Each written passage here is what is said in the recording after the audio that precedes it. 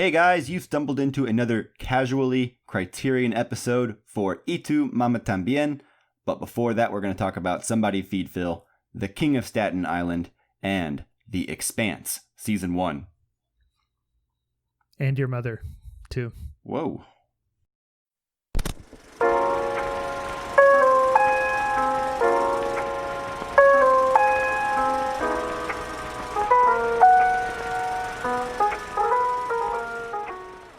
Hello and welcome to the Casual Cinecast, powered by Cinelinx. My name is Chris, and with me, as always, is Mike. If you were to name the three of us and our friendship, what would you name it? Oh my, the Casual Cinecast. the Casual Cinecasters, that would work. But that would be us. That wouldn't be the name of our friendship. That would be us within that name of that friendship. The Casual Astras.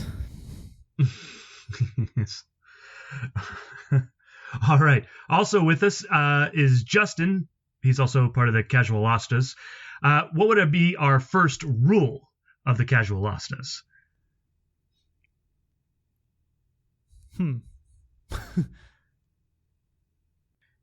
I think maybe it would be never judge a Criterion by its cover.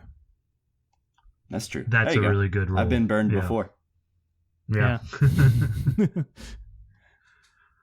Well, I mean, that's how I started buying Criterions, and I used to buy the ones that just had like the really cool covers and stuff. And I haven't been burned too many times, but I have been burned. And also, there are films that I love that the covers aren't that inspiring, and I might not have like picked it, on its own. If I had never seen it and just was trying to buy based on the cover, I might not have picked a film I love. That's true. Absolutely. You did criticize the new cover for Pierre Lafaux. It's coming out soon. I did, but I also would have blind bought that one on the original cover. So yeah, the original cover rules. They've done it both well and All right. If this is your first time listening, this is a Casually Criterion episode, which is a Criterion Collection focused episode that we like to do every other week, where we review a film from the Criterion Collection that is voted on by the listeners. Now, before we get to the main review, we'll be doing the usual news on the march, where we talk about recent news and things that we've been up to. So if you haven't seen Tu Mama Tambien, you can still listen, and then we'll go ahead and move into our Casually Criterion review for Alfonso Cuarón's Tu Mama Tambien, spine number 723. That's right. And if you want to vote in our next Criterion poll, which we'll be going over at the end of this episode after the Tu Mama Tambien review, you can follow us on Facebook, Twitter, and Instagram at Casual Cinecast. We put the polls out on our Twitter for you to vote on, but we post the links to them on Facebook and not really on Instagram, but that's okay. And also, if you want to send us any questions or topics to discuss on like the movies that we're reviewing each week, you can send those to any of those social media accounts, or you can send them to casualcinemedia@gmail.com. And if you haven't done so already and you like the show, you want to help more people find it, go onto iTunes or whatever platform you listen to podcasts on and give us a 5-star review so that people will know that the show is good and worth checking out. Yeah, and if you already have, go ahead and do it again. Create a new email address, sign up for it again. Go ahead and give us another 5-star review. Yeah. Thanks. We can't have too many. Okay, and with that, are we ready to go ahead and just get into news on the march? Absolutely. Let's do it. News on the march!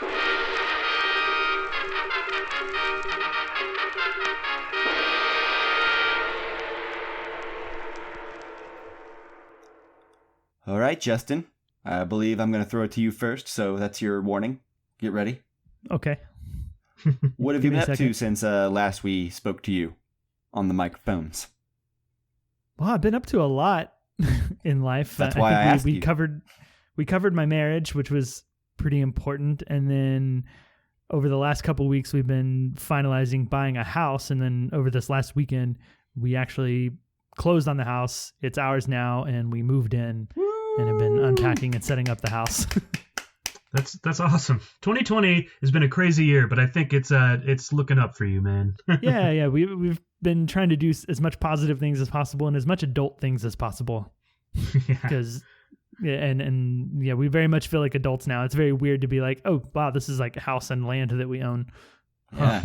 Now that you're responsible for it with everything. Yeah.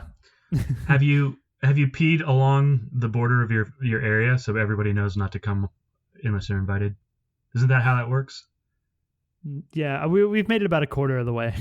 It's okay. Unfortunately, we don't drink. Water. Yeah, we don't drink a ton, and maybe we should up it so we can really get that knocked out. Yeah. Before the first week is done.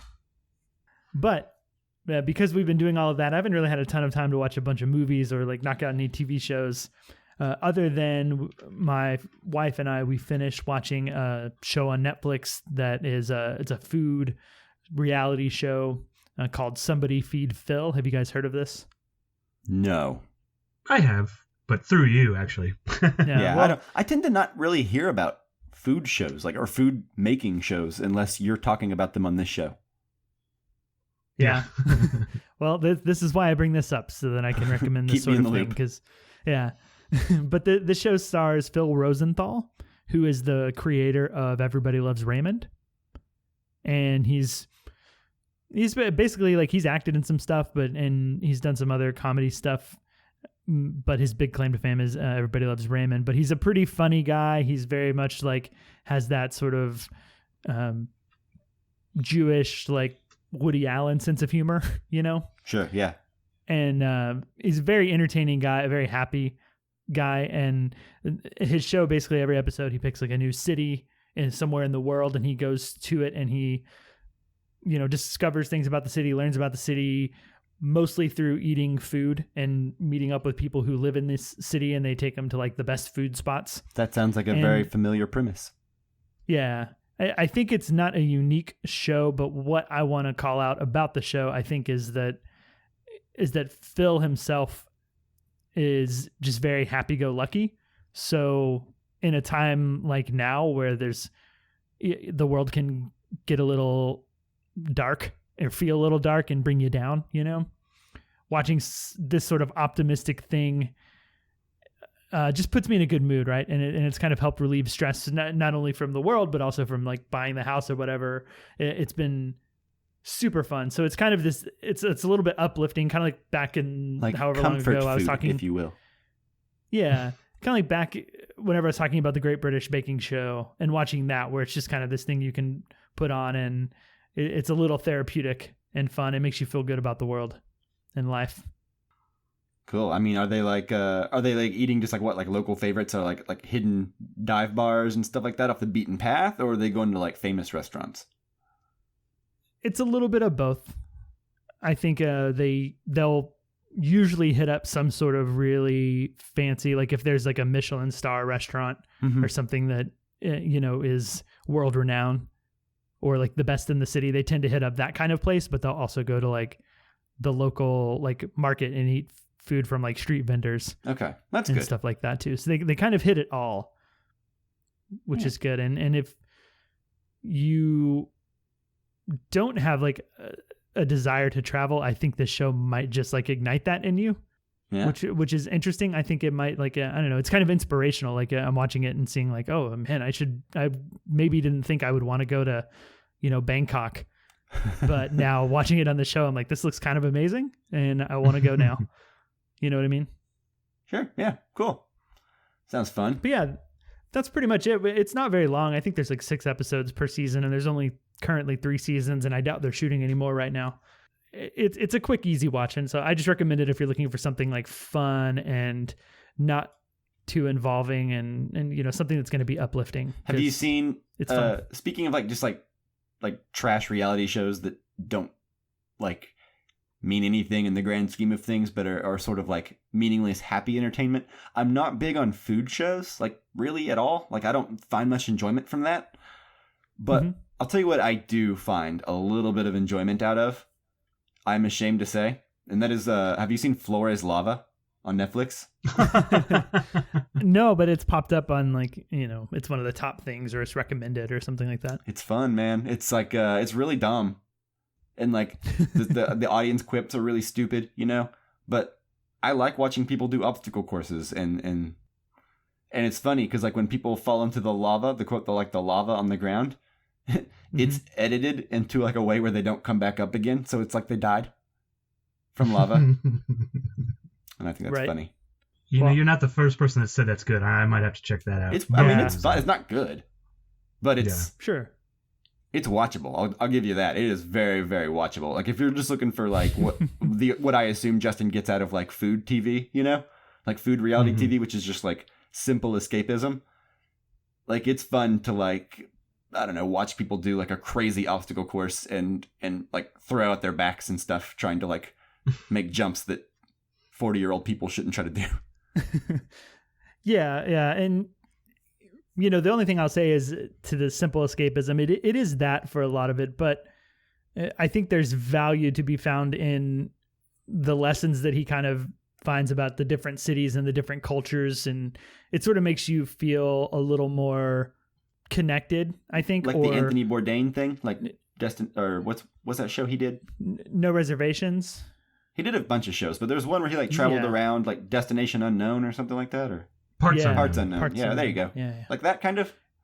Yeah, I think so. It just kind of like inspires you to, at least. Well, I kind of don't necessarily need to feel like I can open my mind up to other cultures or whatever, but I feel like he does have these parts where you can like learn some stuff and find some really interesting things about how other cultures live and sort of get a view into their world. And it's sort of that like that same sort of like empathetic feeling that we got, you know, watching things like Pather Benchali, right? Yeah, makes sense. So there is some value in that, but it is definitely escapist too. That's always what I enjoyed about Anthony Bourdain's show whenever I did watch it, or whichever of his shows. I know he's had like a few. But whenever I watched him, I always enjoyed that aspect of him, the fact that he respected other cultures so much. And like, part of the journey for me wasn't watching him eat all this crazy food, but, you know, watching him go to these crazy places that are just so cool and try to teach people a little bit, not just about food, you know? Yeah, totally. This is kind of like a happy-go-lucky version of what Anthony Bourdain's shows were.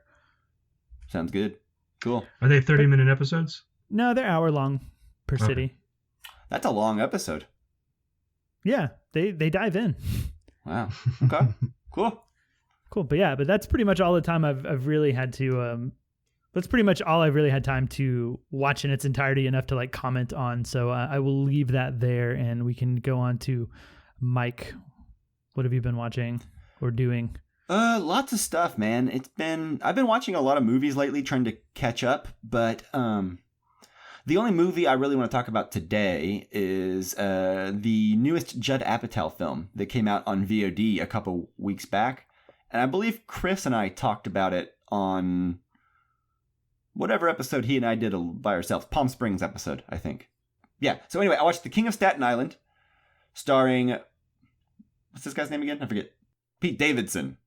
Really average sounding names. Anyway, Chris, I believe you've seen this movie, right? Yes, sir. Yeah. And then Justin, you have not seen this movie, is that correct? I have not. Okay. I've seen the trailer, if that counts. Okay, well then you have a pretty good idea of what this movie is. I think the trailer is pretty spot on to the overall tone of this movie. This movie feels like a Judd Apatow movie. It's got a lot of heart. It's a little too long. And it's about a man baby becoming a grown man. I think those are all staples of a classic Judd Apatow film, right?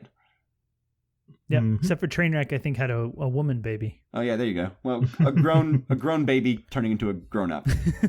Yeah, I gotcha. But anyway, and just like those films, this checks all those boxes. But I will say that I like this one better than I think any of his films since Funny People. Okay. So, which is to say that it's got problems. It's got a lot of problems. But I think the heart kind of overshadows some of that stuff for me. And I ultimately come away enjoying the movie, and I would recommend it. But, Judd Apatow needs to get somebody to tell him how to trim his movies down and jokes that just don't work. I don't know. What do you think, Chris? Am I off the mark here? What did you think of The King of Staten Island? I liked it. I thought Pete Davidson was really good. He is good. Charming. Sidebar, hold your thought. Yeah. I want to say I've never really been crazy about him, and I've never really given him a fair shake. because I've only ever seen him in the context of Saturday Night Live skits, you know? Mm-hmm.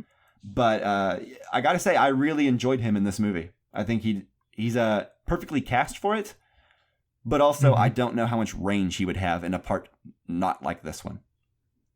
Yeah, he played a similar character in a movie I watched earlier this year that came out last year, Big Time Adolescence. I saw that one And too, actually, yeah. Yeah, I found him charming in that as well. Same character, though. Yeah, you're right. Same character. The other guy that I found, I wasn't necessarily surprised he was on The Mandalorian earlier this year or late last year, was Bill Burr. Yeah. I thought was really good in this as well. Yeah. Marissa Tomei, you come to expect, a certain level. And in fact, I kind of think she's kind of wasted a little bit in this. Like, she could have had more to do. Mm-hmm. But ultimately, it's really about Bill Burr and kind of Pete Davidson's character. I think I heard somewhere, I don't know, like I read it or heard it, but like talking about this being a TV show. Like if it had been like a 6-episode thing, which actually makes it longer, but like you could have had these segments that could have been fleshed out a little bit better. I mean, I think that's true of almost any Judd Apatow movie, except for maybe 40-Year-Old Virgin. Yeah, and I feel like that movie is pretty adequately paced, but the rest of them, I think they're all bordering on too long. It's because he wants to fit so much drama into his comedies that I agree with you. I feel like sometimes he's better off just trying to make a mini-series instead of a movie.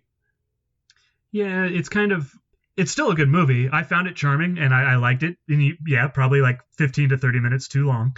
But it's worth the watch. It's worth it's Definitely. Really good. I really enjoyed it quite a bit.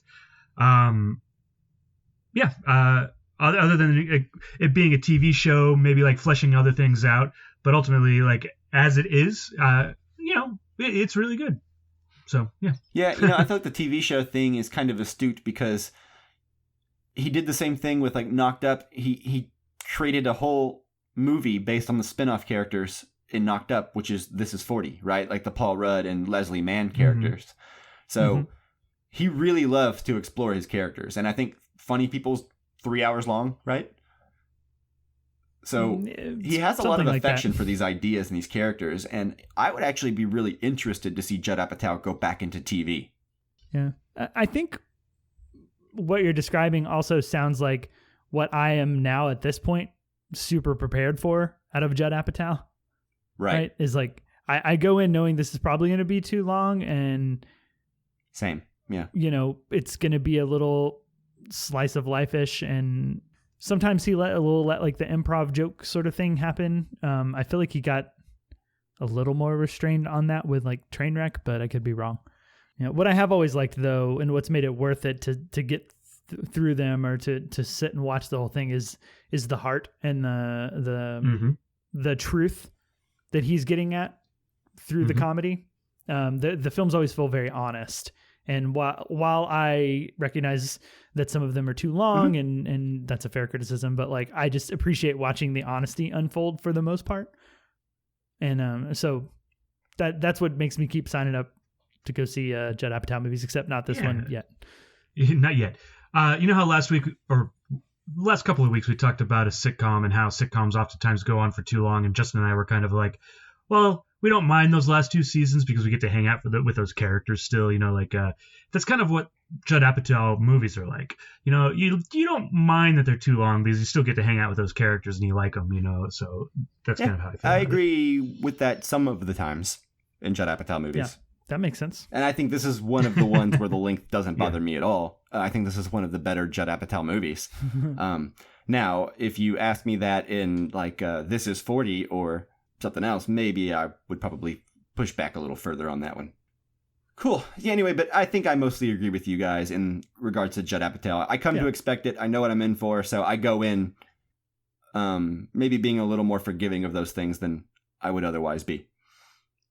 But anyway, yeah, I recommend it. King of Staten Island. Justin, I would be interested to see what you think of this. And also, Chris, simultaneously, the other Pete Davidson movie, Big Time Adolescence, I thought was also pretty fun. I liked it a lot. Mm-hmm. So I would recommend both of those movies, actually. Okay, so briefly, I just kind of want to touch on this because I know Chris has mentioned this on the show before. And I know Justin is actually in the process of reading this book series. So I literally, just like an hour before recording, finished season 1 of The Expanse. Ooh. Yeah, which is the show that was originally airing on Sci-Fi for the first 3 seasons and then purchased by Amazon.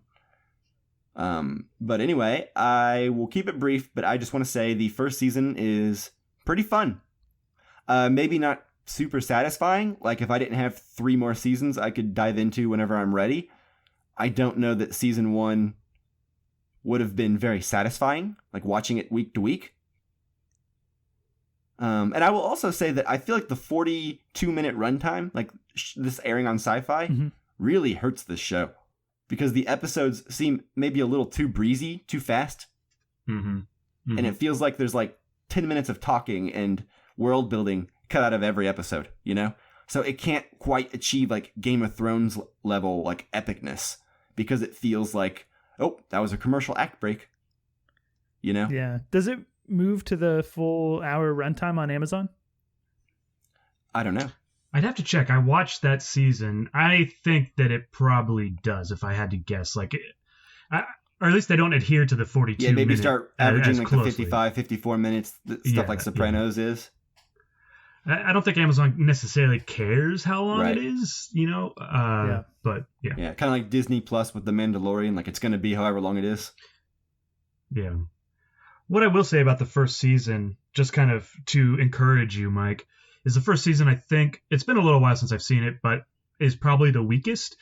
And they do get into some world building stuff later on that kind of helps out.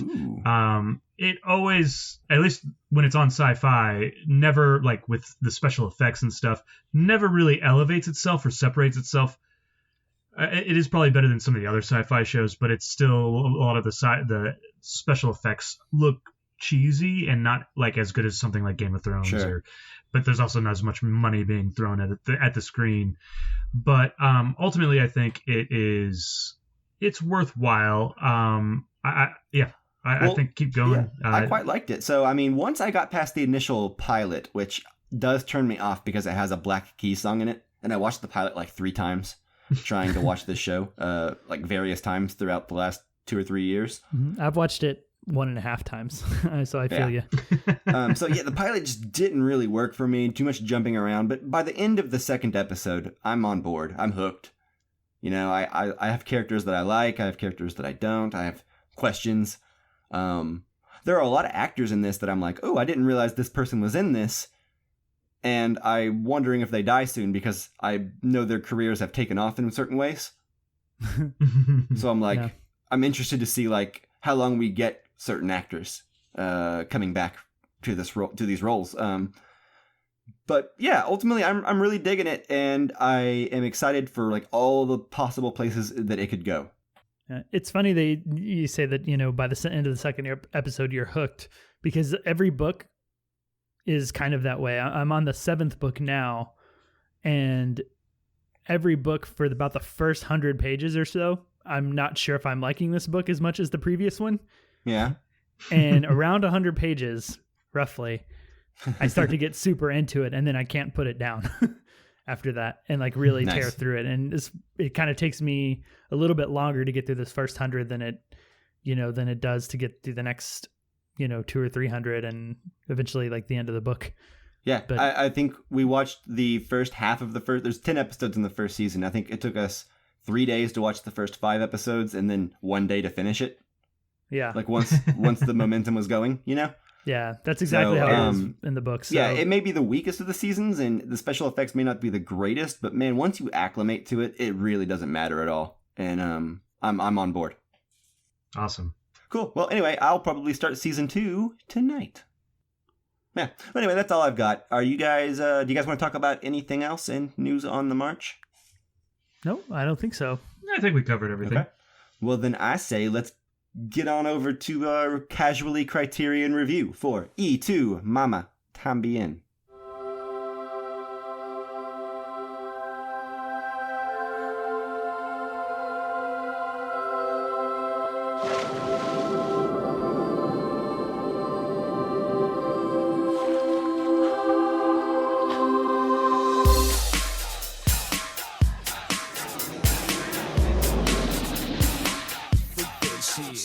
Club sándwich de cuates, mal movimiento y te llueven mecates. Pacto de sangre, parcha a su novia, también a su madre. Se dice que son los charolastras, ladillas, gandallas, manchados y lacras. La tan más chida, la banda para arriba.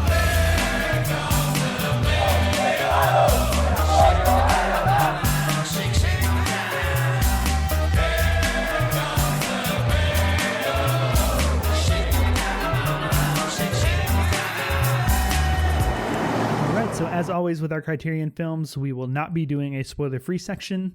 These are typically films that have been out for a while, so you've had plenty of opportunity to see them. So we're going to jump straight into it with spoilers and all. So if you have not seen Tu Mama Tambien, then pause this podcast, go watch the movie, and then come back and finish listening to this episode. All right, so Tu Mama Tambien was directed by Alfonso Cuarón. It stars Maribel Verdú, Gael Garcia Bernal, and Diego Luna. The IMDb synopsis says, in Mexico, two teenage boys and an attractive older woman embark on a road trip to learn a thing or two about life, friendship, sex, and each other.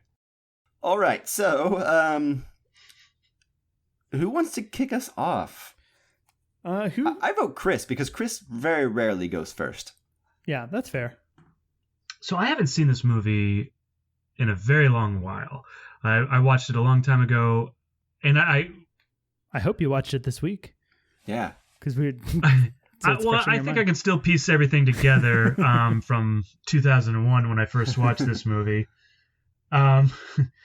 Something about his mother, right? Yeah. Something. Yeah. And there's another person because it's his mother too. Yeah. Also. Yeah. Anyways, I liked it a lot then. I don't know that I understood it in the same way that I understand it now. One of the interesting things that I came away with this time is, and I feel like I keep saying this over and over again. Maybe it's I'm reflecting in the art that I see myself, so maybe I'm doing, but like this movie's kind of about the fleetingness of life, that life is here and then it's gone. And there's moments in life that like you have, and then you move on and you have those memories, but you don't necessarily have those people in your life consistently, right? I think the acting is really great in this. I think there's probably a lot of improv and stuff like from what I read, and it is all done really well. The three main actors really knock it out of the park. You can see why Diego Luna and Gael Garcia Bernal are have crossed over to American films. They're not as big of stars as what I would have expected after having watched this film. I mean, I don't know. Diego Luna's getting his own Disney Plus series coming out soon, so that's true. That's pretty so big. So hopefully, yeah, absolutely. But I really hate to compare it this way, and maybe I shouldn't, but I'm going to. I do think that this is the lesser Cuarón film, but I still think it's really amazing. I think you take this movie, add Harry Potter, and you get Children of Men. Does that make sense? Because he's like learning two really great aspects of filmmaking. One's like kind of this documentary, like just gum and paper clips making this movie together, right? And then you get Harry Potter, which is just like this mega budget movie, and you can use all these special effects and all that, and he learns that aspect of it, and together you get Children of Men, which I think for me equals like ecstasy, for me, because we all love Children of Men, but like I like seeing the stepping stones that kind of happen. All that's to say, I still really like this movie, but I like seeing the stepping stones essentially. So yeah, I really like this movie, and I'm interested in hearing what Justin has to say. But not you, Mike. He doesn't want to know what you think. That's okay. Yeah, I'll tell him anyway. I'm gonna turn off my headphones when Mike talks. Okay, cool. So this is probably my third or fourth time to see Tu Mama Tambien. I don't know exactly. I didn't watch it until after I had seen Children of Men, so I didn't watch it when it came out. I watched it once I was aware of Alfonso Cuarón. So I've never watched this film without being aware of his like eccentricities in terms of, the way he likes to move the camera or, do scenes in one shot. And So I've always kind of been aware of the camera and the way that this film is shot since watching it, and it's always been one of my favorite aspects about this movie. It's one of my favorite aspects about any Cuarón movie, and it's one of the things that got me into films about children of men was the camera work and the the long tracking shots and just sort of this natural beauty that his cinematography has. That it's like, I don't know, it almost looks like nothing was lit. I'm not sure that many things were, other than with like natural practical lights, and I really love that. It's one of my favorite things about this movie in general. It's like I could almost watch this movie on silent with no sound and just like enjoy the visuals and just like the wonderful framing that I'm sure it's meticulously planned, but it just feels like it happened in the moment, which is something that Cuarón does really well, and Terrence Malick, and that's why they both ended up using Emmanuel Lubezki, who's the cinematographer on both of those movies, or not both of those movies, but Tree of Life and this film. And, there's a lot of similarities in like the camera work and the naturalism in it. And that is like my favorite thing about this film. And that's like enough for me to love the film on its own. But then you go into like the characters who are all super fleshed out and fascinating. I do think there is a lot of improv sort of things going on, or things that they figured out on set, and ways to play the scene, things to talk about. And these feel like real characters, even though Gael Garcia Bernal and Diego Luna specifically are two faces that I know, and I know them as actors. They really disappear into these roles, and the performances and the characters that they create in this movie are just incredible, and the dynamics between them are really wonderful. And maybe the last big point that I'll make here is that another way that this movie just really speaks to me is how influenced by the French New Wave it is, because I very much love the Godard sort of French New Wave and the 60s Godard anyways. And this film is very much influenced by that, from like the narration to the like abrupt cutting of the sound, the handheld camera and natural lighting. I think you can see those influences on this film. Like if you're aware of them, they're kind of punching you in the face. Like it's not trying to hide it at all. And that really works for me. Like it's one of those films that I watch and I feel like this movie maybe was made for me. Granted, it was made before I was ever into any films or anything, but like it's like someone knew down the road, like I was going to come along and watch this movie and just, for me, to be watching this like perfect movie that just like checks every box for me. I absolutely love it. It's slice of life, which is a big thing I talk about liking a lot on the show. And it's a very simple story of people on a road trip, and just it's about relationships and dynamics and sex and all of this like I guess you said fleeting life stuff, and I'm trying not to repeat the word that you use, but that's maybe like one of the best things to say about it. But I won't go any further than that, because I could gush about this movie for a really, really long time, kind of like I probably already have. So I will pass it on to Mike and then just say that I super love this movie. Like 5 out of 5 stars. It's perfect for me. So, Mike, what do you think about Tu Mama Tambien? Yeah, this is probably my third or fourth time to see it. Also, I can't quite remember how many times, and I'll keep it brief because it'll be boring if I just repeat everything. But yes, I really like this film. This is, besides, I don't know, it's hard to tell now. I think, for a long time, this was my second favorite Alfonso Cuarón film after Children of Men. Now it might be my third after Roma. I don't know. But either way, I've always really had great affection for this movie. I think it's quite good. The two performances are, like you guys said, great. These guys disappear into these performances. They're so young. I forgot how young they looked until going back this like most recent time. And just looking at like Diego Luna and being like, good Lord, he looks so young. He's got such a baby fat on him still, He just looks like a little kid.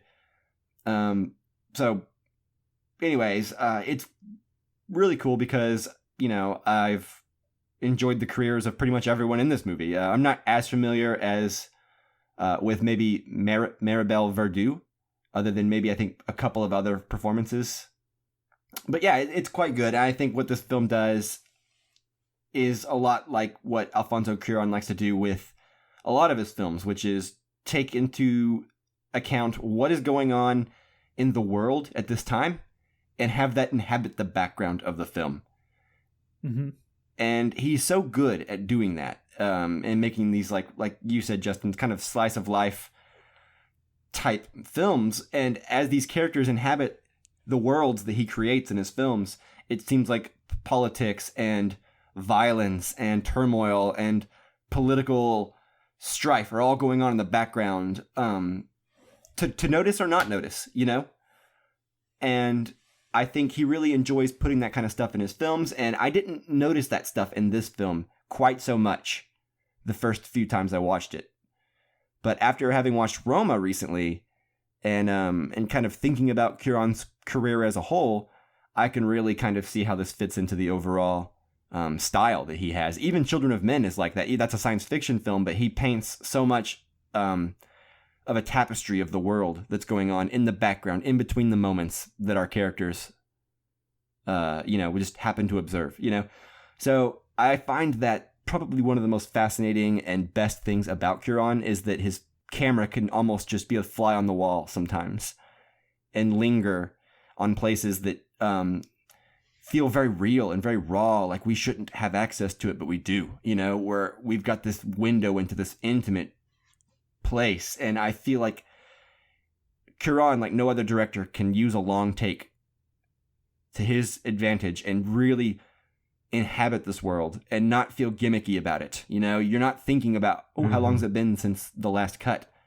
You're thinking, my God, this has been handheld this whole time and it's not the slightest bit distracting, if you even notice it at all, you know? Which is what I was thinking constantly during this film, which was just admiring the camera work. I don't know that there's a single shot in this movie where they're used like a tripod. Yeah, I'm not sure. But it works. I think this is one of the best filmed movies. I always think that about Cuarón's films, but it's just the camera work is so exquisite and so good, and he can just pick one composition and hold it for the entire scene. And the cameraman can move around the actors, and you don't even notice when he's moving, you know? The camera work is so smooth. So I think it's beautiful. Not his best film, but I mean, if he didn't have Children of Men and Roma, then this could be his best film, and it would still be better than most filmmakers ever are able to achieve. So, yeah, there you go. That's my endorsement for Tu Mama Tambien. I love it. Yeah, I think, you know, it's funny to watch this film and, you know, think about the cinematography and look at Emmanuel Lubezki, who obviously he deserves a lot of praise for this movie because I think he did a fantastic job shooting this, and I think he operates camera a lot as DP. And, you know, looking at his other films like The Revenant, Tree of Life, The New World, I believe he shot Children of Men as well.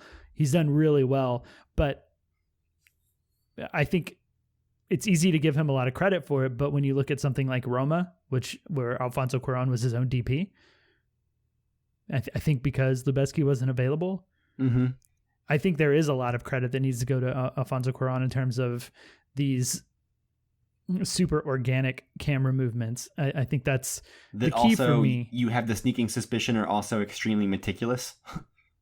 Yeah, that's what's so fascinating.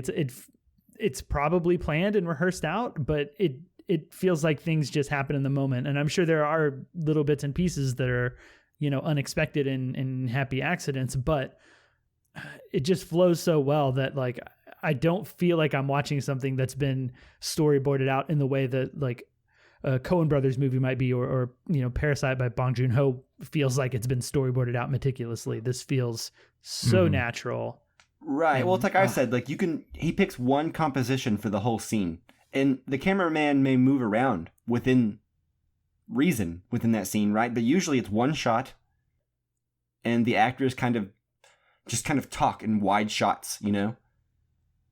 And we kind of linger back and just kind of observe them. And we very rarely get any scenes where there's just a bunch of close-ups with people talking.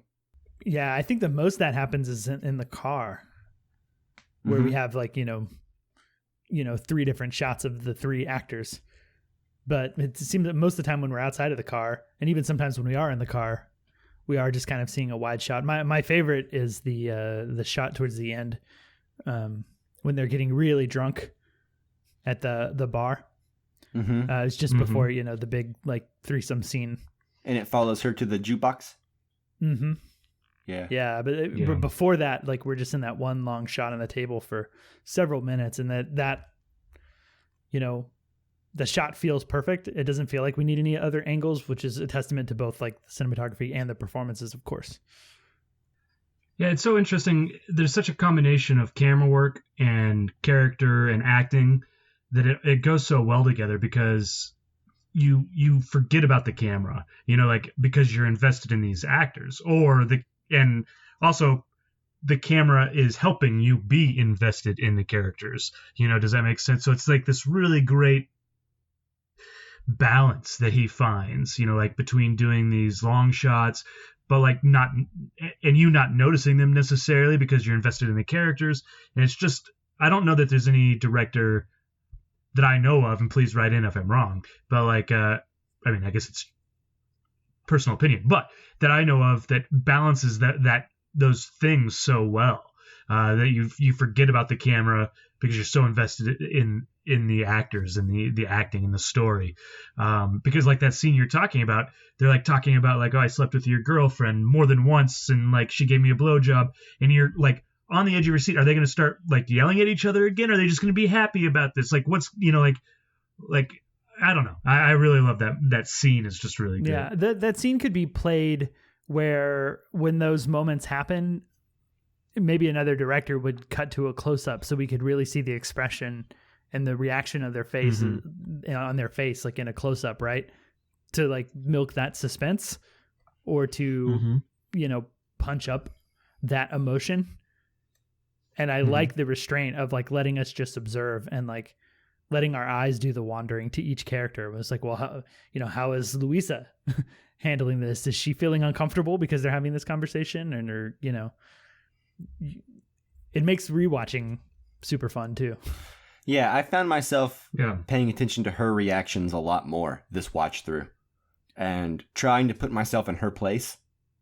Because obviously the first time you see it, she's there, but we are held back from her point of view enough to where we don't have the full story until the end, right? And then when you watch it again, you understand more of what her journey is and the tragic arc of it all. Let's talk about her for a minute, because I get I get the impression she has not been with a lot of people. Because I think she said she had one serious boyfriend or something like that, and then she got married, right? Yeah, it's 2 by my understanding, prior to this movie taking place. Right. So even though she seems like the sexy older woman who, teaching these boys a thing or two about life, I think that's not necessarily accurate. Just because she's older doesn't necessarily mean she's lived. Right. Right. I feel like she's got a lot of inexperience of her own. And to me, that's the most devastating thing about this whole thing is, she just wanted a little bit of life near the end. And it never really hit me the right way until I guess this time, that I don't get the impression that she's lived as much either. I think they're imposing that onto her. And just because, maybe she's a little better at sex than them, they put her on like this pedestal, but really, she needs them just as much as, they think they need her. Yeah. I think that's what she's, realizing, is that she doesn't have much, I believe she grew up in Madrid in Spain, and then moved here to Mexico because of her husband, where she probably doesn't know anybody. And I think, she's only been there for a few months. Yeah. Too, right? So this trip is her trying to experience life, right? And get that out of her. Whereas, for Tenoch and what is the other character's name? I'm blanking for a second. Julio, right? Yeah. For Tenoch and Julio, she's just this older woman that is like mysterious and sexy and beautiful and desirable and that sort of thing. And I think that as males who watched this movie when we did at the age that we did for the first time, I think, and correct me if I'm wrong, I don't want to speak for you guys, but it sounds like from what you're saying, Mike, and this is how I felt, is that like we're more in Tenoch and Julio's shoes watching this, right? Like for me watching this film the first time, I was like, oh, this is a film about these two teenage kids, and they go on this road trip with this like, you know, attractive older woman hoping to get with her, and then they get to have a threesome with her or whatever. They each get to have sex with her, and like it's a bit more lustful. And then I think now we're watching it and we're older, and I think we can see that this movie has so much more depth when it comes to Louisa, because she's older. She is older. She has more thought. She's experienced more life and realizes that she wants to experience even more life than she has already. But like this movie to me is way more about her. She's like the more interesting character to really think about and look at and watch throughout all of this, which is a totally different experience than when I watched it, you know, the last time, which was probably 6, 7, 8 years ago when I was like in college. Yeah. And I think that's probably quite accurate. You know, the first time I saw this, goodness, I must have been 19 years old. Yeah. I was probably 20. So, I mean, I was very much watching it I was in it with, you know, Julia and Tenoch, right? I found them super annoying this time. Like those are people I found them annoying the out first with. time as well, but you know, I find Sean William Scott annoying in American Pie, you know? Yeah. So I just thought they were supposed to be like the horny kids in this coming of age film, you know, and especially back, you know, when I watched this, you know, those horny teen comedies were a really prominent genre. So you're right, Justin. I think maybe there is something to that. You're watching it with the wrong lens, you know, as a young man, and then you get older and a little bit more experience, and then also, you know, knowing how the movie ends and the character arcs. A rewatch really kind of helps cement everything more that this movie's about. You know, it's not just about getting laid, right? It's about self-actualizing, right? It's about coming to grips with what happens when you are about to lose everything, but you feel like you're just in the middle of everything and you haven't prepared, you know, and when you have no one you can turn to, like not a single person, what kind of decisions do you make and what do you want out of life at that point? You know, with her, it seems like she just kind of wanted to go off by herself, travel and then be alone at the end. Yeah. How trivial must their like indiscretions have seemed to her? She's like, "Oh, one of you slept. You know, you slept with each other's girlfriends." But at the same time, it seems like they've been with more people than she has. So she may be better at it than them, but in a sense that they've done more than her.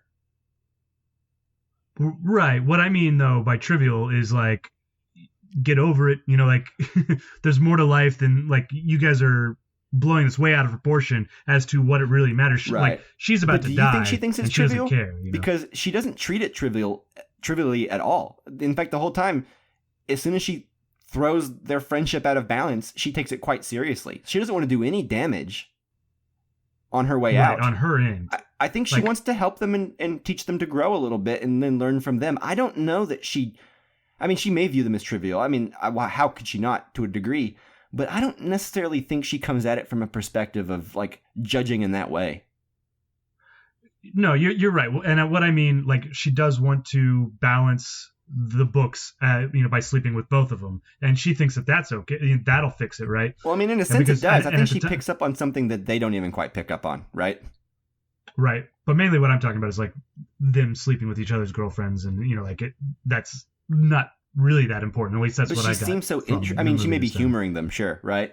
But like every time they talk about it, she always just like dives straight in and starts asking questions. Because I thought that same thing, and then I watched it this time, and I got the impression that she's just in it. She's just interested. Well, she's trying to help him out too. She's like, stop whacking off, you know, and that way you guys can, you know, last longer, or you know, like treat the clitoris, you know, like a friend, you know, or whatever. You know, right. she goes in and out of this enjoyment of her position. She's aware of what they want to do. They're not being subtle, at the wedding when they talk to her and start talking about this. And there are certain points where she enjoys it. She enjoys that they, want to be with her. And that's why they're inviting her, is because she's attractive. She's beautiful. They're sexually attracted to her, and she milks that. Right. And she goes in and out of it, but I think she's always interested in helping them. And I think she enjoys that role of when those things come up, trying to make them understand and see things better, and, use her older perspective to teach them. And I also, maybe I'm projecting here, but I also get the sense of that, she can talk to them and teach them and speak up and be the one in charge, kind of in a way that maybe she can't in her actual relationship. Oh, definitely. Yeah. Right? I think you're right. I think she enjoys putting her on this pedestal and thinking she is just the fucking sexiest thing to walk the earth, right? I think she enjoys that power that she wields over them, because that's not a power she's used to being able to exercise. Yeah. Yeah, I really enjoyed the second set of rules that she lays down on him. She's like, now it's going to be my rules, and I thought that was really cool and appropriate for those guys. But yeah, in that same way that you're talking about, she's in charge, where I don't think she was ever in charge before in her relationship. He was always just cheating on her, and she found out. She wasn't in charge enough to leave after the first indiscretion, because there's definitely, I think she lists off several that he's had, and that's not counting the time that he calls her crying, about whatever one he just did. Right. And I think the only reason that this one had the effect it did is because she earlier that day received health news, right? So she was just like, I don't have time to waste on this anymore. So I think she gets off on simultaneously being their, the boys is, what do you call it? Guide, but she enjoys being their fantasy, but she also, once she's comfortable in that position and starts to get a little bit more power, I guess she wants to exercise that and start using them to fulfill her own fantasies and make her feel sexy and make her feel in charge in a sense. Yeah. She also wants to play mother to them a bit. It seems like it. In the way of helping them through those, the problems with sleeping with each other's girlfriends and et cetera, and kind of teach them life lessons. But she can also do it in a way of not being the mother and not being responsible for them. So she can kind of tell them how it is, which is fun to watch her do that. Because I do think, I want to talk about Tenoch and Julio from the sense of, Mike, you said you've always found them annoying. And I think to a degree. Yeah, I think they are to a degree. I think they're obnoxious, as most teenagers are. Yeah. But I love that there's a little too unrealistically horny, if you ask me. Yeah, maybe. I don't know. I can only speak from personal experience and agree with you. Yeah. But I don't know. I was a teenager once, and I don't ever remember being like, hey, friend, do you want to get on these two diving boards and just talk each other in through this?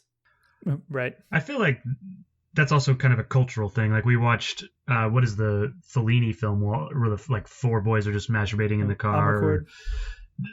Omnicord. And then there's one where they're masturbating to James Bond. It's a public masturbation. That's not a thing I'd be comfortable with, but obviously as we watch these other movies, that's true. Yeah. Fair enough. Some other cultures Fair are enough. Is it Old Boy, or is it another Korean movie maybe where they're someone's having sex in an apartment and you see the next door apartment and it's four guys with their ears up to the wall. Oh, it's Sympathy for Mr. Vengeance. Oh, okay. Yeah, it's the girl in that she's actually in a lot of pain and she's got a fever and she's sick or something like that, and she's screaming and flailing around in bed, and then it pans to the next door and all the boys next door think she's having sex, so they're masturbating, but she's really just sick and dying. Yeah, that's right. That's right. Or something like that. Yeah, it is very much a culture thing. America, there's a giant sort of sex shaming culture that we have. So it is very different. But also, I don't know, all of these ideas in movies come from somewhere. And I think part of the thing is this movie feels true enough I don't think it is, but it almost feels like autobiographical because there's so much like truth. I think all of Alfonso Cuarón's movies have a little bit of that. I was watching on the Criterion channel. They had the like reflections, and I didn't watch the whole thing, but I was watching the beginning of it. And Alfonso Cuarón was like, "This isn't autobiographical, but it is. So it has more to do with the writer of Y Tu Mama Tambien. Like it's a little bit more autobiographical about it from his point of view. Carlos Cuarón, who wrote it, is according to that documentary I watched. Cool. Right. But yes, there is definitely the Roma. Like this is so connected to Roma, especially the yuppie character, the waitresses, or not the waitresses, the maids and servants like helping him out and taking care of him. It's like he's so spoiled. I couldn't help but think of Roma while watching this because this is like tangentially related to it. And then of course it all ends on the beach. You know, like it's so similar. You know, like in structure to a certain extent to Roma. I really loved it. I feel like this is like, if not like a direct sequel, like a side sequel. You know, like I actually, anyways. I agree with you 100%. I think I said that during the Roma review. I said this reminds me the most of Y Tu Mama Tambien, in just tone, vibe, subject matter, the way it's filmed, everything. And I agree with you. Whenever I was watching the beginning of this film, whenever like Diego Luna is just sitting on his couch, listening to music really loudly and watching TV or something. And then the phone rings, and like the maid hands him the phone. I was like, God, Roma flashbacks. That's why, like, there does seem to be a little bit of like audio like at least from his own experience. Like, you know what I mean? Like, there's a little bit of him in there. Yeah, the narration also talks about how he called his maid mommy for like the first 5 years of his life. So certainly, that's Alfonso Cuarón. Well, maybe the rest of it. He seems to be, and I kind of mentioned this earlier in my opening thoughts. Alfonso Cuarón seems to be so interested in what's going on and like around these characters that the characters may not even be paying attention to, but the little people, the riots in the streets that may have happened that year, the gas station that they travel through, you know, whatever is happening in the moment, everyone gets a little bit of information, even if it's not focused on, it's in the background. And the filmmaker wants us as an audience to be aware of the world happening around his characters. And it seems like that is very prominent, especially in Roma as well, but also Children of Men in that science fiction setting, right? It's not, you know, riots in Mexico City or anything in that movie, but he fills the background with information and world building. So you get an idea of what's going on around the characters that we are following. And you can definitely see that on display in this movie. He may be the best world builder. At the forefront, you know, like you have this story that's happening, and then just in the background, just all this stuff that basically what you just said. And to that point, I also wanted to, we talked about Weekend, I don't know, a year ago. And you did bring up this movie about how the dialogue, the narration will come on and say, like, if they had been here 10 years earlier, they would have passed through all these chickens, and then 2 people had died here, right? And I did want to kind of compare those because it is interesting because it is similar, especially since you brought it up last time we watched Weekend and then comparing the two. But like, there's something so different about the way Weekend does it and the way this movie does it. Like there's like a melancholy, like a sweet melancholiness that happens in this one where it feels natural. Well, it's a lot more character focused, like a way of in life. This one. Yeah. Where like Weekend is just like, God, there's like violence and death, and it feels like, but we don't even really care about the violence or death. Yeah. You know, like it's the narration in Weekend and in a lot of Godard's films, it feels a little opinionated.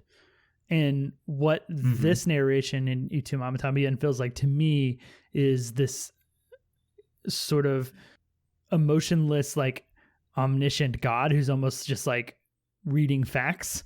Well, the unspoken sadness, right? Like there's that one where it's like, you know, what Tinoch would not say was that whenever he goes over to Julio's house, he lifts the toilet seat with his foot. Yeah. But it smells bad or something, right? Yeah. Like it's not judging it. That's just like presenting the facts Yeah. in this sort of like straight-faced, unemotional way that really allows you to think about it and put it together yourself. Yeah. And that's what makes the narration work for me. It also, for some reason, this movie reminded me of a bunch of other movies too. First Cow, we talked about how there's like a sense of history to that is also present in this film. You know, like no matter where they are, all this other stuff has happened prior, and it doesn't matter where you go. There's like this history, and you can't really escape that. And everything. Yeah, sometimes not even history. Sometimes it's what's yet to come, and it's already like we as an audience are seeing or hearing about the end of it as we're seeing it in full swing. Like the boat driver guy who like the fisherman who won't be able to fish there pretty soon because the hotel's going to come in, and then he's going to end up working as a janitor at that very hotel, like within 5 years' time. Yeah, and he'll never fish again. Everything changes and everything's temporary, I think, is a lot of what I love that the narrator has that point of view of like not just omniscient of what our characters are thinking right now, but he knows the future, he knows the past, like way more than our characters can know. Right, and that gives everything a bit of a sadness that the characters don't even understand yet. Like, we're sad for this fisherman while he's just having a Corona on the beach or whatever, right? Or he's having a soul beer on the beach with his family, napping, hanging out with these two guys, but he doesn't know in 5 years' time he'll never fish again. Yeah, at the end of the movie, Tinoch and Julio probably don't know that they'll never see each other again. Well, yeah, you never know that, right? Like, well, I think the narrator tells us they'd never see each other. No, I mean, well, they see each other at the coffee shop. Yeah, no, that happens. One other time, but in real life, like you and I, we don't know. Oh, right. You know that we would never see each other again, or something like that, or whatever. Like, I think about that a lot. That's one of those like things that come up, and I'm sure it's part of the inspiration for this movie and the themes in it. But like, I think back to an apartment that you and I used to share in college, Mike, and I think back to like, man, it's weird thinking now that like I will never be in that apartment again and like never spend another night in it, even though that was like 5, 6, 7 years ago. Like, it's weird to think about how that time is gone. Yeah. Right? And that's sometimes when you think back on it, it still feels so close. It does, right? Sometimes you're like, oh yeah, I'm at this apartment. I could walk over to like CVS and 2 a.m. and then come back and like watch movies with like my film nerd friends from school, But no, that's a time that is always going to be gone. Yeah. And that's what makes the narrator's point of view with like knowing the past and future and sometimes even seeing like other things going on outside of our bubble of he's like Dr. Manhattan. Julio. Like yeah. It gives it gives the now sort of context in this whole trip as feeling like a now and a moment in time, a chapter of their life that not necessarily that they need to cherish more, but that like we as an audience can cherish more. Does that make sense? Yeah. And in time, they probably will too, But what is that? I'm going to butcher this quote. I'm going to paraphrase like possibly a Neil Young quote, but possibly filmed by someone else. But essentially, the idea that there's nothing prettier than looking back on a town you've left behind. Yeah. Like there's no prettier picture than looking back on a town you left behind, I think is the quote. Yeah. I think that's true of pretty much anything. Like it's hard to quote something else, The Office. I wish it were easier to know the good times when you're in them. Yeah. Yeah. And I think part of what this movie says to me is that like I don't think we can. I don't think it's in our nature to really appreciate things until we can contextualize them in like a finite way. Like there was a beginning and an end, and I can't get back there, and nothing I can do will get me back there, but I still remember it and I still have all these emotions, Yeah. Often when we watch movies, there's, a beginning, middle, and end. But in life, you don't know when the beginning has happened. You don't know when the end has happened oftentimes. Yeah. And so you just move past it, and then you realize, oh, that was the end of that. Right. And maybe that's because in our nature, we're always, the grass is always greener on the other side. So we always think that there's more, and it makes us incapable of being happy in the moment. I don't know, but I get a lot of that out of this movie. Yeah. And while we're kind of on world building and context and all of this, we spent a lot of time earlier talking about how you forget that the camera exists, right? You kind of like melt into the world and the characters. But there's also several times in this movie where the camera kind of becomes the character, in a sense, where like the camera lingers in a scene or in a shot after our characters have left, and we kind of get pulled back in to like refocus on what the camera is showing us. I'm thinking specifically of there's one of the shots in Louise's apartment. I think it's when it's empty and she's leaving a voicemail, or maybe it's after she leaves and walks out, where like the camera turns and like looks at the window for a while in the apartment and kind of holds on that, and you start to hear like the city noise and stuff. The people across the way too, you get to see through their window. Yeah. So there's that, and I think a lot of the times when we're driving down the road and they'll be passing something going on, like where it looks like it's police having pulled over what looks like lower class poor people, and they're I don't know if they're arresting them or searching their cars or just whatever it is. But I like that he will break from this narrative to show us those moments, or to let us linger and really be aware of the camera in those. I think it's an interesting balance that he does.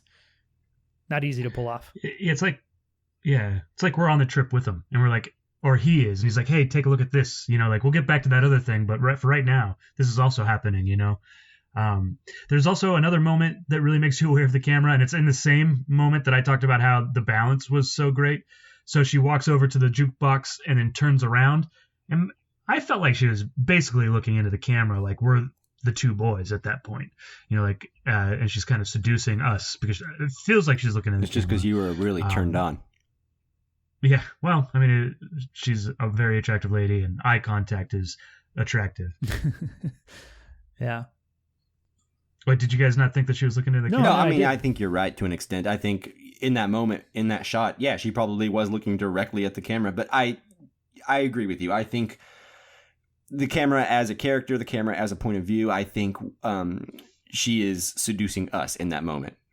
Like, I think the audience, almost for the ending to work and for the climax of this movie to be what it is, the threesome, especially with the two main characters, I think we as an audience need to be seduced by her beauty at this point, because we need to get into that room under the preconceived notion that, yes, they're finally going to, have a sexy time with her.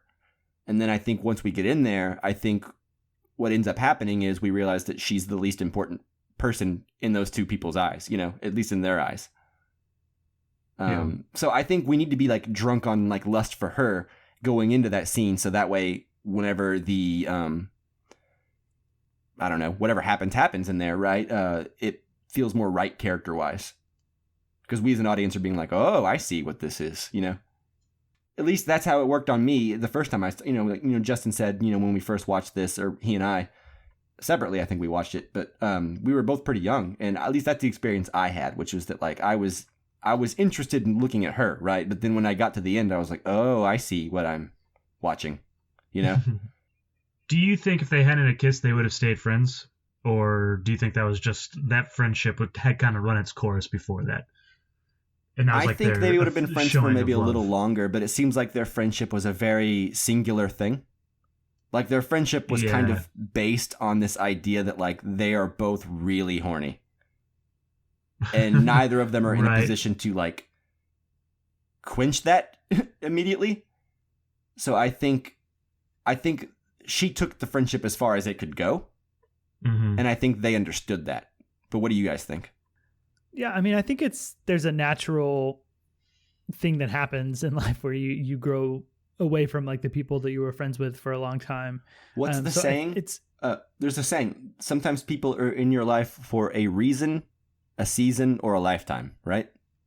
You're full of quotes today, Mike. Yeah, I guess so. What are you doing? Just reading quote books over there? Yeah, that's the only way I could prepare for this episode. I was like, I have no thoughts of my own. Sure, but yeah, like inevitably they're not going to be friends, most likely, right? Because I do think there is a lot of superficial. They didn't have like a deep connection kind of friendship. It seems like I said their friendship was very based on like teenage horniness.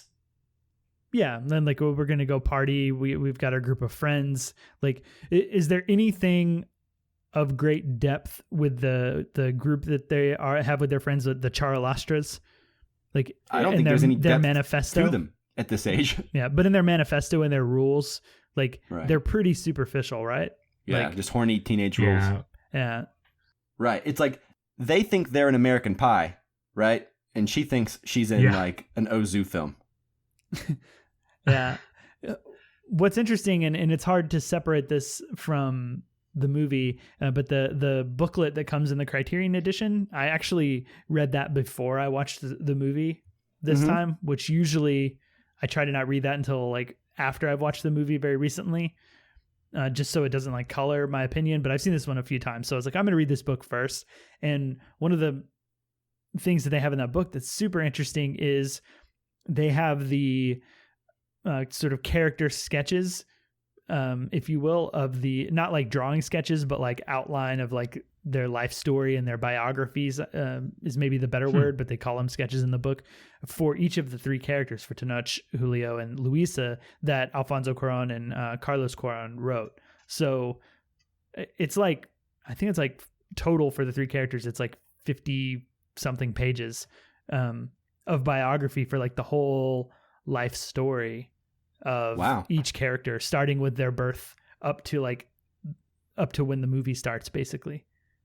Wow, that's fascinating. And so it does color my perspective a little bit, because there is a lot in there about Tenoch and Julio specifically in their friendship, and how they didn't necessarily like each other for a long time. Like they met each other when they were kids and they didn't really have anything in common and kind of like hated one another.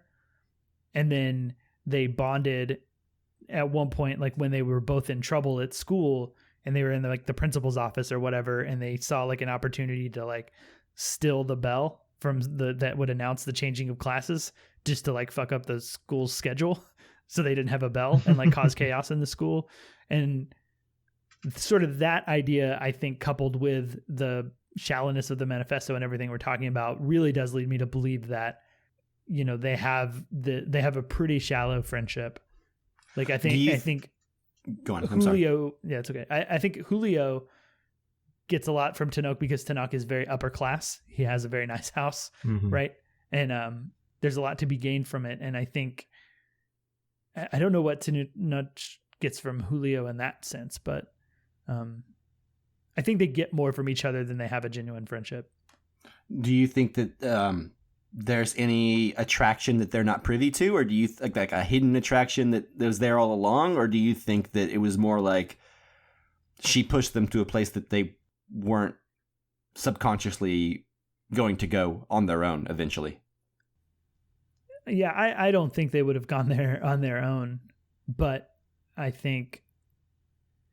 But do you think those feelings are true and honest, or do you think that was like do you think that those are feelings that are legitimate feelings that are unresolved and would cause issues in their friendships, with like their relationship with their girlfriends and trying to cheat with each other's girlfriends and things like that? Do you think that there's an underlying something that they maybe couldn't quite explain, or do you think that it was more circumstantial? Like she egged them on and brought them to a place that they'd never, like maybe they never would have gone there, but did they ever feel it the way that they seem to, you know, in the moment? I don't get the feeling that they felt that way before, because I think that they're pretty much just super drunk at that point and very, you know, I think we called them out earlier for maybe being a little like over the top in terms of their like horniness, right? Yeah.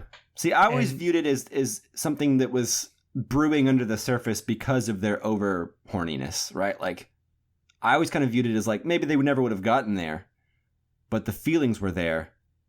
And that's what the overcompensation for like horniness and sleeping with each other's girlfriends and things like that. It always seemed like kind of a way to dance around each other without admitting it to themselves. But I don't know. It's interesting to hear you think differently. What about you, Chris? What do you take from that? I think that it is a little bit of A and a little bit of B, right?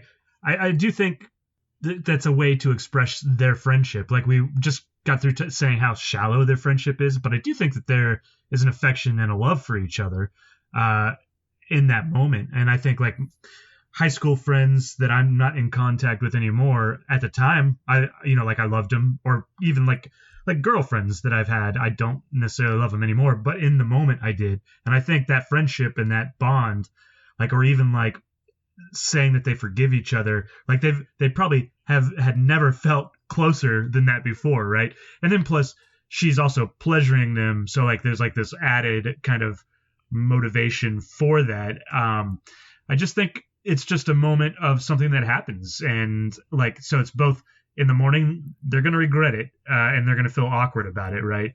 But I also think in the moment that they were doing it, sure, they were drunk, but they probably knew that. It's just a moment of a thing that happens. And do you think they look back, let's say it's 2020 now for them, hopefully we can get a sequel, an Tu Mama Tambien sequel, but like, do you think they look back in shame, or like, I think they felt shame at the time, and I think that's why their friendship ended, is because deep down they're both so hyper masculine and hyper like teenage horny at that time, that I think that they can't even bring themselves to talk about it, because that would mean that they aren't the people they think they are or are trying to be. Yeah. What was the narration said that the reason they got coffee was because the excuses were too awkward. Yeah.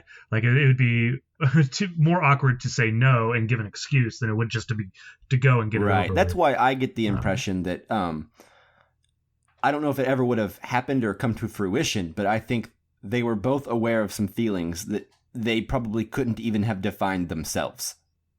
And I think that's why there's so much jealousy between them, like, in throwing off the balance of the friendship, like this and that. And I think, maybe there's a certain extent of like, oh, you got to have sex with a girl before me. Oh man, you must be cooler than me. I feel less than. Maybe there's a little bit of that, but I think I've always read the film as maybe a little bit more unspoken stuff there. Like she's getting his attention as opposed to I'm getting his attention? Yeah, but I don't know if they could have defined that themselves if you'd asked them. Right? Like they wouldn't have told you that. They'd just been like, don't be weird, man.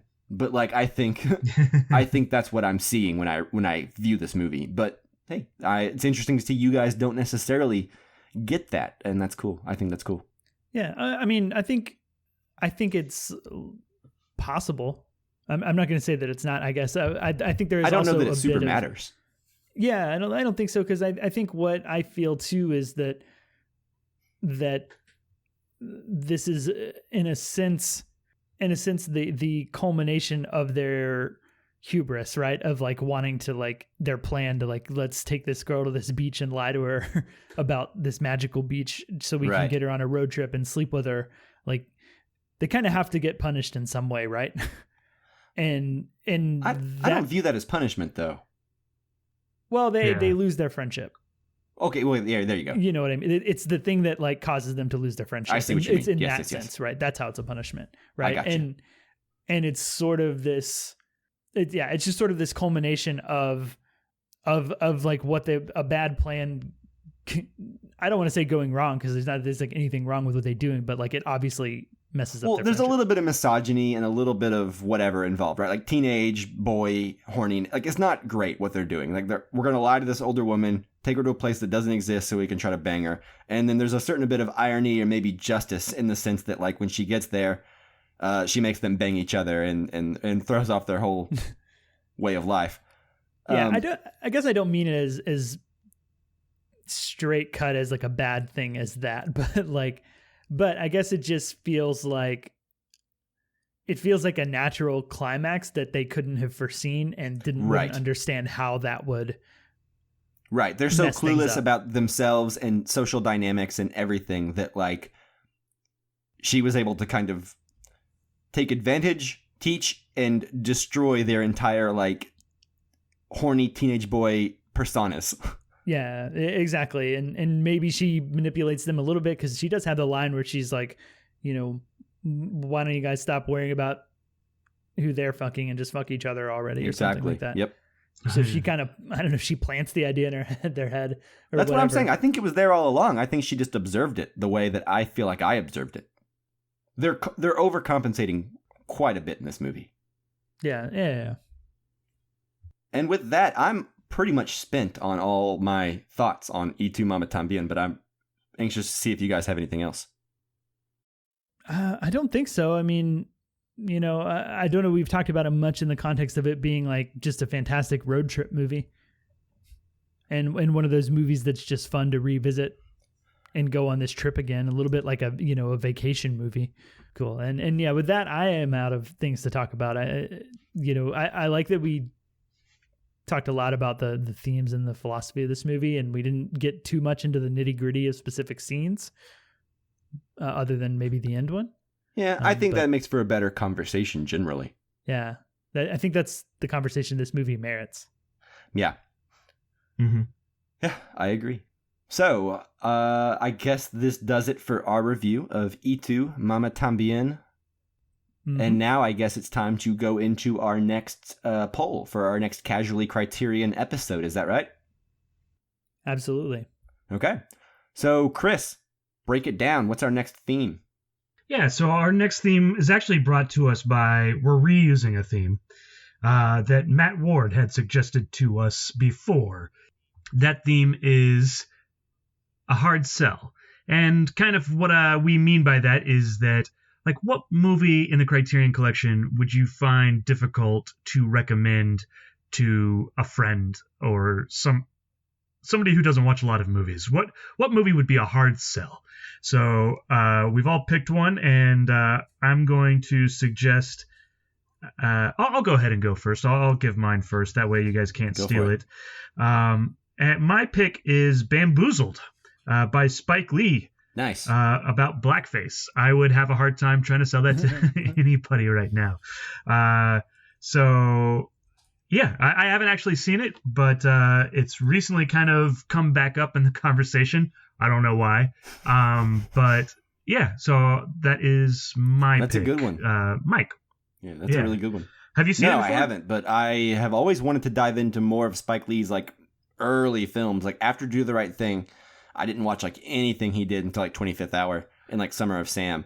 So there's, like, a... Yeah, this is 2000, so I think it's even after those. Okay, so there you go. Like, I have seen... Or before that movie. An embarrassingly few amount of Spike Lee films. Yeah, I've seen, like, more of his mainstream stuff. Yeah. So I would like to dive into stuff like this. So, yeah.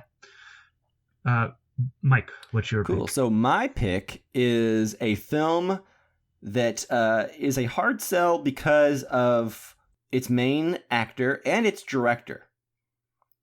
But I always thought this film was actually pretty cool. And, okay, so the film stars Tobey Maguire, who I just recently watched in Spider-Man 2 again, and I think Spider-Man 2 actually holds up really well. Sidebar, I know Justin doesn't like that movie, but I just want to say, for the record, I think he's wrong. And I think you should watch it again. But a discussion the film I'm for talking another about time. Today. What? A discussion for another time. Yeah, exactly. When it comes into the Criterion Collection, we can watch it. Spider-Man 2 in the Criterion Collection. Okay. So the film I want to talk about today stars Tobey Maguire. It stars Jeffrey Wright. It stars Skeet Ulrich and Jewel. And is directed by Ang Lee. I've seen and this is movie. a film about the Civil War. And it is called Ride with the Devil. Yeah. I have not seen this movie. So what about this movie makes it a hard sell? Well, I feel like people don't like Tobey Maguire. After Spider-Man 3, I think Tobey Maguire's career just kind of like was non-existent. Yeah, that's fair. So I feel like Tobey Maguire's not an easy sell. Jewel is not an easy sell. Jeffrey Wright is becoming more popular recently. So you might be able to convince someone based on Jeffrey Wright. But it's about a black man fighting in the Confederacy in the Civil War. Okay. Yeah, and that's a hard sell. And also Ang Lee, I feel like every other movie he does is like praised, and then like every other movie is like panned, right? It's like Ang Lee has moments of like absolute brilliance and then like absolute like stumbles, right? So I feel like the combination of all of those things makes this movie kind of like one where people will be like, yeah, maybe, and then never think about it again. So I'm going to say Ride with the Devil.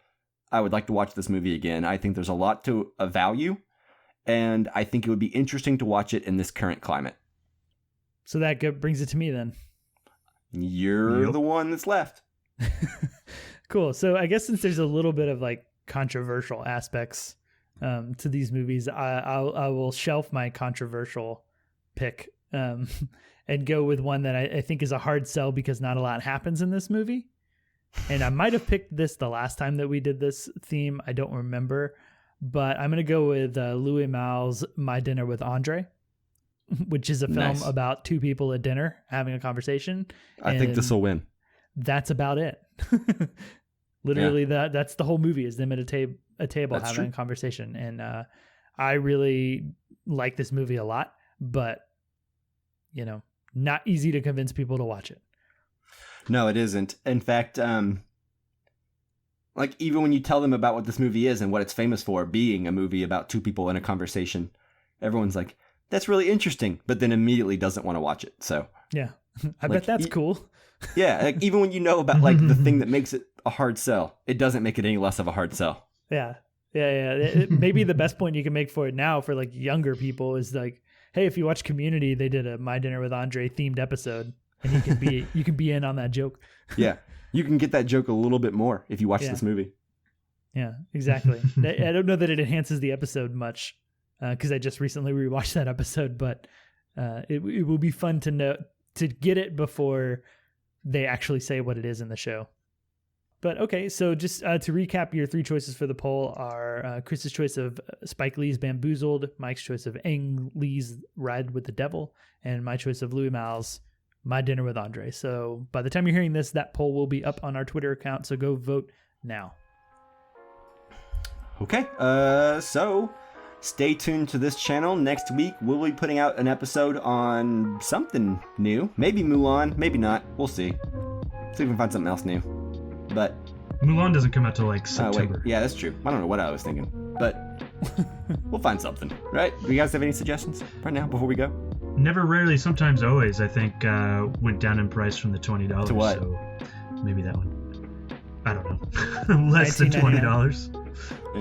Yeah. $18.99. Okay, we'll see. If you have any suggestions, listener, throw them our way. We're looking for a new movie next week, so something from 2020. Throw it our way. That's right. And thank you guys so much for listening. Thank you for voting. Thank you for sending in any suggestions in advance if you have them. And then, of course, as always, thanks Jake Wagner Russell for doing our intro and outro music. If you want to hear more of his music, you can do so at soundcloud.com/bopscotch. All right. We will talk to you later. Yeah. Thanks so much for listening, guys. See you next time.